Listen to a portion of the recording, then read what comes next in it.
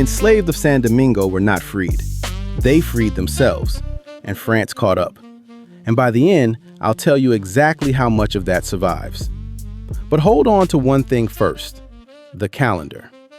In August of 1791, the enslaved of the colony's northern plain rose in a coordinated revolt, an uprising planned in advance rather than a fire that started itself. Now set the next date beside it. A revolutionary French government that had inherited the language of the rights of man did not enact empire-wide abolition until February of 1794, 2.5 years later. The people moved first, and by a wide margin. That gap quietly rearranges the story most of us carry about how slavery ends, the one where freedom is handed down at last by people who finally came around.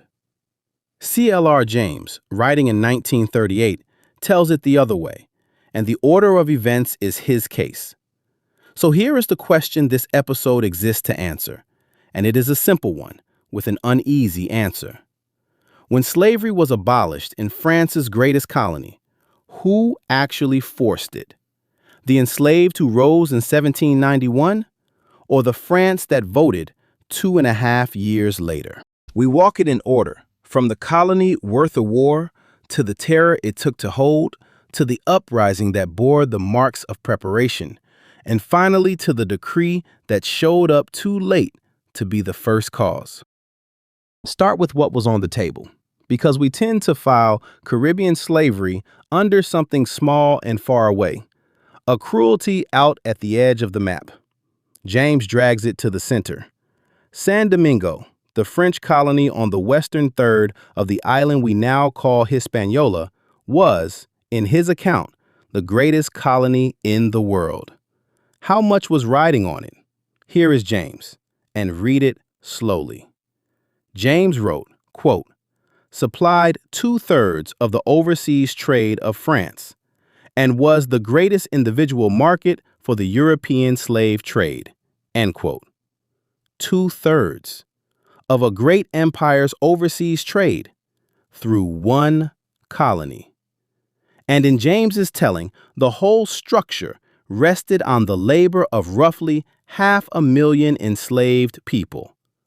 Why does that matter for our question? Because it reframes the resistance that ending slavery here was always going to run into. A colony worth that much is not surrendered lightly, and never just on principle. The value is the reason the end of slavery here is a fight and not a favor. Something on the ground was going to have to force it. And there is a habit worth naming, because it did not stay in the 18th century. How easily we underrate what the powerful will spend to keep what enslaved labor built, and how completely we have let ourselves forget how much of that era's wealth was piled up right out in the open on it. If the colony was worth that much, it had to be held, and how it was held is the second thing the comfortable version leaves out. We inherit a picture of enslaved people as broken, passive, waiting on someone kinder to come along. James takes that picture apart, not with sentiment, but by looking hard at what it actually costs to keep the plantations running. He does not look away, and the instinct, when you reach this part, is to look away. James wrote, quote, a regime of calculated brutality and terrorism, end quote. Stay on that one word, calculated. Not a few cruel masters, not chaos, a system, engineered, deliberate. And James reads that machinery as a kind of confession. He points out that the owners would endanger their own valuable property to keep the enslaved in line, that they had, in his phrase, first to ensure their own safety. Think about what that admits. You do not build terror that elaborate to hold down people you truly believe are already broken. You build it because you are guarding yourself against them.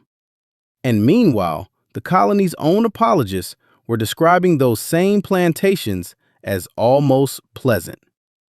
James quotes writers like Veblanc, who have the enslaved doing light work and happy to do it. Few real punishments to speak of. That softening is not an innocent mistake. It is what a regime says about itself while the machinery runs in the next room. And it outlived slavery by a long way. That reflex to narrate a brutal order as calm and orderly, always told by the people it pays. So keep the sequence straight.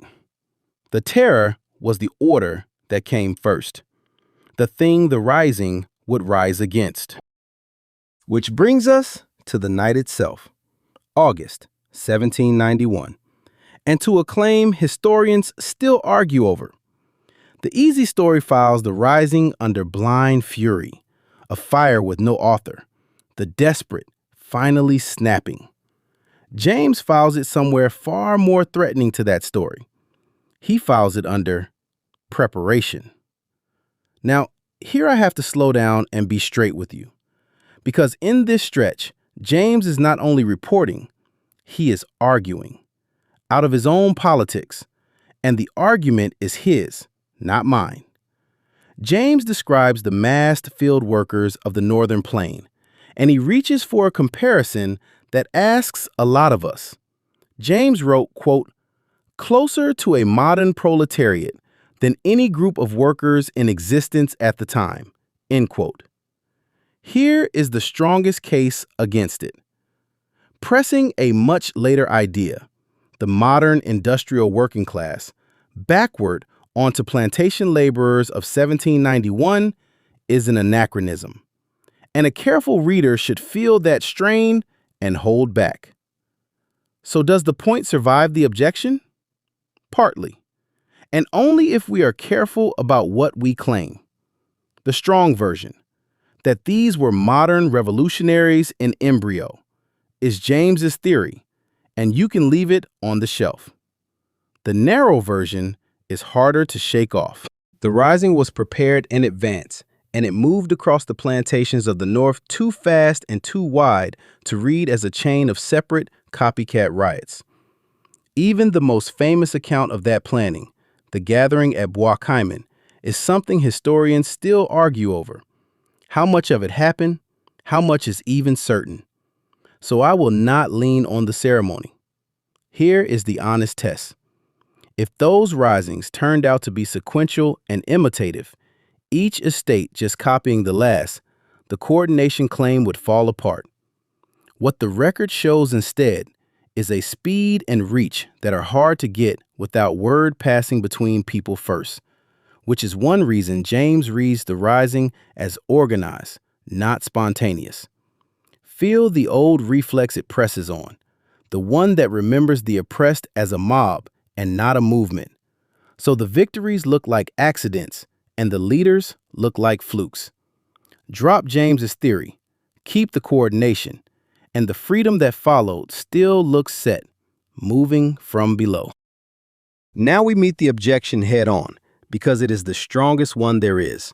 France did abolish slavery, by law, across an entire empire, in Paris, by a vote of the National Convention in February 1794. Doesn't that settle it? Didn't France do the freeing after all? Here is where the comfortable answer breaks, because the word freedom is doing three different jobs at once, and they did not happen together. There is self-liberation in fact, the enslaved taking their own freedom on the ground from 1791. There is a local legal decree, and there is an empire-wide law. Watch the order they fall in. By the summer of 1793, 2 years into the rising, the French commissioner on the ground, a man named Sonthonax, was under pressure from the insurrection and from the wider war, with Spain now in against France, and he needed black soldiers for the Republic. So on the 29th of August, 1793, Sonthonax proclaimed emancipation in the northern province himself, on his own authority, before Paris had voted on anything, and emancipation was pushed wider in the weeks and months after.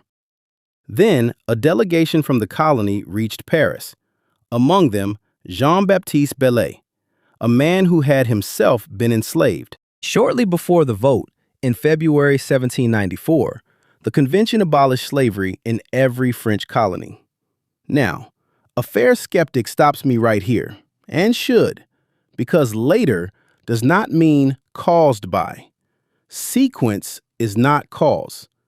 Maybe Paris was already moving toward abolition on its own revolutionary logic, and the war in the colony just fixed the timing. That is the right objection. So here is the answer. France had abolitionists before any of this. The Friends of the Blacks had argued against slavery since 1788. Sontagnac came out of that world himself, and the 1794 vote had real principle in it. But principle had been sitting in Paris for years, and in all those years, it had freed exactly nobody in the colonies. What moved it from an argument to a law was the Rising, the local decree it pressed into being, and a delegation from a colony that had already taken its freedom by hand.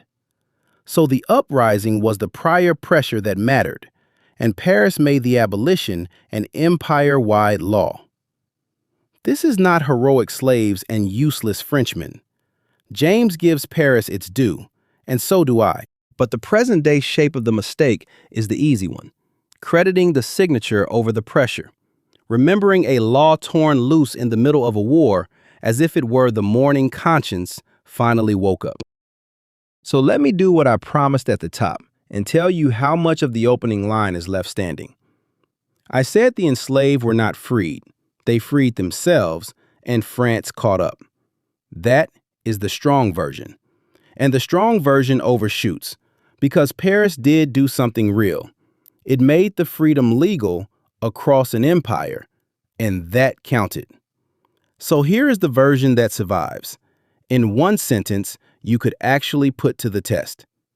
The enslaved of Saint-Domingue were the prior and decisive pressure behind their own emancipation, and France's abolition, first Sontanac's decree, then the convention's law, came after and ratified what they had already forced, instead of granting it from a standing start.